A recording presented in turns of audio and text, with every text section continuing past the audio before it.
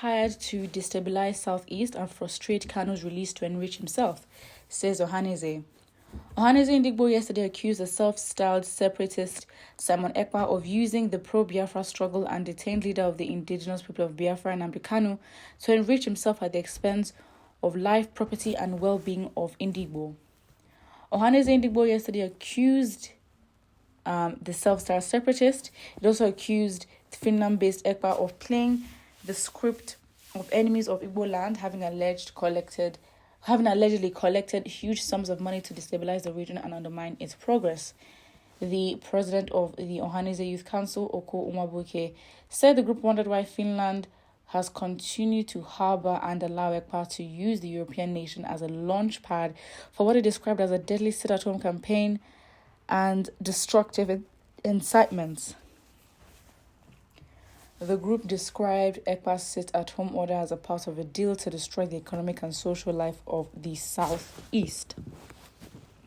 Mabuke said, "We want to make it abundantly clear to Ndigbo, Nigerians, and the international community that Ekpa is not fighting the cause of Biafra or Kanu. On the contrary, he has since sold all of us to our enemies who are bent on destroying us economically, politically, and socially. He is also actively working against Kanu's release to continue making money. He knows the federal government will likely continue to detain Kanu as long as the region is restive." In the same vein, because Southeast loss is gain for other parts of the country in a federal arrangement, it is obvious that Ekpa is being sponsored and encouraged by forces within and outside to destroy and hold the region down. We are already witnessing a high loss of investments and migration of existing businesses to other parts of Nigeria. The Ohanaeze youths also called out the government of Finland for alleged complicity in the insecurity situation of the region. "We put it to the government of Finland that it cannot count itself innocent of all the atrocities and killings by enforcers of Ekpa's insane sit-at-home in our region.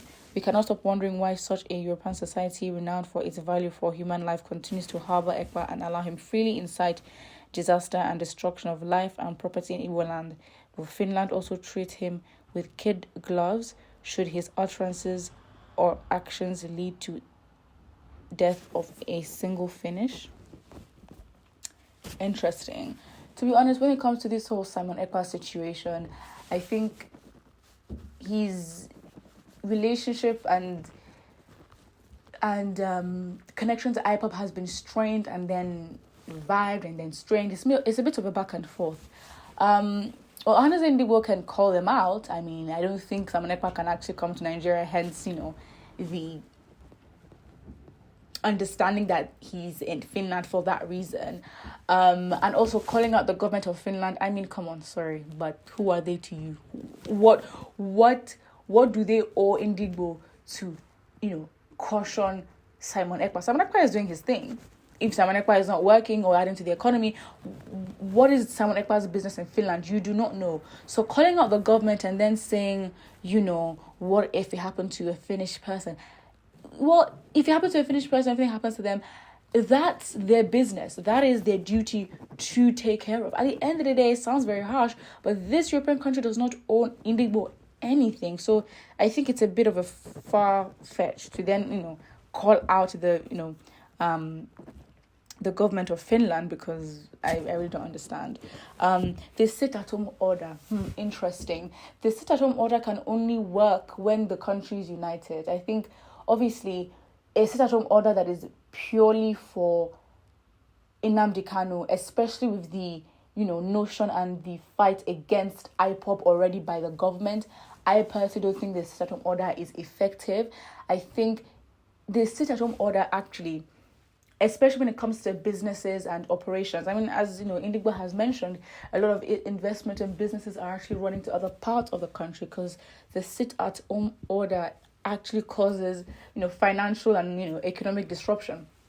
So I personally think that the fact that the government has shown its lack of support for IPOP Ndigbo, the fact that the DSS is still holding him custody for how many? I mean, the court has given rulings for them to release Nnamdi Kanu and they have not listened. So the stay-at-home order has not been effective. So continuing to do it is actually not going to help. If the stay-at-home order was in Delta State or where the refineries are, then maybe that would be effective. Or if the whole country, which is actually quite, a dream and far-fetched to say, but if the whole country were united and said, we need the release of Nnamdi Kanu, and we'll all sit at home, disruption, no one going to work, the buses, like literally the country is at a still, then we can talk about effectiveness, but not effectiveness on the part of the Southeast alone.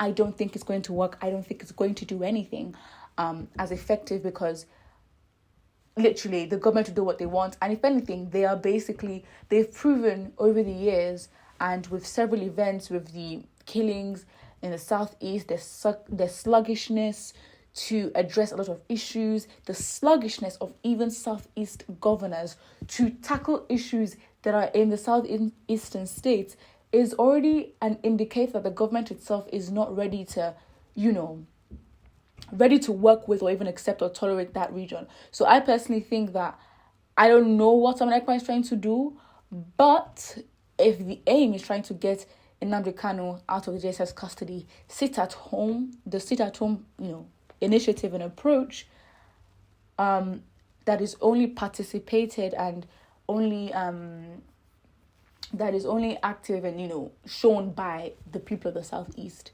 doesn't work. And it's already an assumption that every member or anyone in the Southeast is part of IPOB, so that does not really help, and it can be used against IPOB really easily. For what you think in the comment section below, and don't forget to like and subscribe.